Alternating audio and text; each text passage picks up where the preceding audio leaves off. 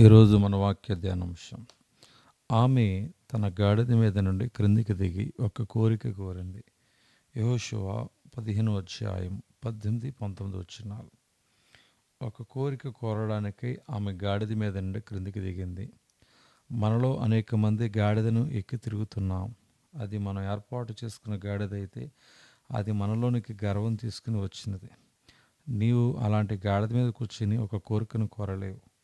నీ ప్రార్థనతో నువ్వు చూపించే తృప్తి నీ గాడిదై ఉంటుంది. నువ్వు క్రిందికి దిగాలి. మేము దర్శించిన అనేక స్థలములో అనేక మంది తమ పాపములను ఒప్పుకొని ప్రార్థించడం నేర్చుకున్నారు. తన కుమారుని విద్య కొరకు ఒక వ్యక్తి డబ్బు కొరకు ప్రార్థించడం ప్రారంభించాడు. ఆశ్చర్యకరముగా దేవుడు అతనికి 2000 రూపాయలు పంపించాడు. అతనికి ఎంఏలో సీటు దొరకలేదు, కానీ వారు ప్రార్థించినప్పుడు సీటు దొరికింది. ఈ ప్రార్థనలన్నీ వ్యక్తిగతమైనవి. ఇది వారు తమను గెలవడానికి లేక వారి దౌర్భాగ్యమైన స్వభావం గెలవడానికి కాదు. ఒకడు ఐగుప్తు నుండి వచ్చి అంత మాత్రమున చాలదు. ఒకడు వాగ్దాన దేశం సమీపించే వరకు నడవాలి. అక్కడ అమాలేకులను ఎదుర్కోవాలి. అతడు హోరేబు కొండ దగ్గర నిలవబడి దేవుని ధర్మశాస్త్రాన్ని పొందాలి మరియు ఆయన వలన నేర్పించబడాలి. ఇశ్రాయేలు హోరేబులో దేవుని మహిమను చూసింది.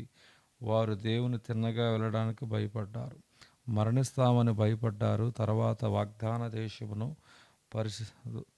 పరిశీలించి రమ్మని గూఢచారులను పంపించారు. వెళ్ళిన 12 మందిలో 2 మట్టికి ప్రభువును ఎరుగుదురు. తక్కిన 10 మంది భయంకరమైన చెడ్డవార్తను తెచ్చారు. సమూహమంతా ఏడ్చారు. వారు వాగ్దాన దేశంలో ప్రవేశించడానికి అనర్హులని ప్రభువు చెప్పాడు. అప్పటి నుండి అగ్నిమేఘం వాగ్దాన దేశం నుండి వారిని నడిపించడం ప్రారంభించింది.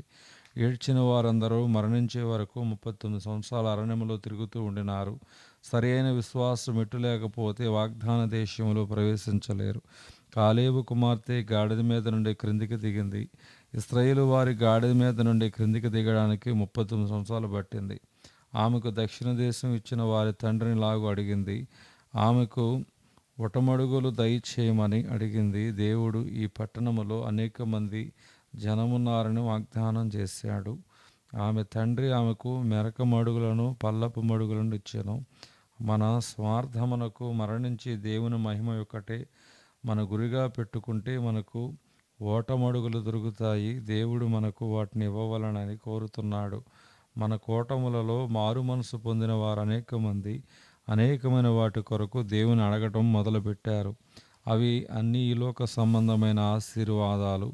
వారి కొరకు, వారి కుటుంబము కొరకు నీవు దేవుని రాజ్యమును మొట్టమొదట వెతుకు.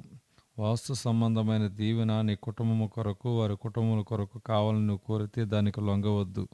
కానీ దేవుని రాజ్యమును వెతుకు. నువ్వు దేవుని రాజ్యమును కనుగొంటావు. ఆశ్చర్యరీతిగా నీ కుటుంబం యొక్క అవసరతలు కూడా తీర్చబడతాయి. దేవుడికి వాక్యం దీవించును గాక. ఆమేన్.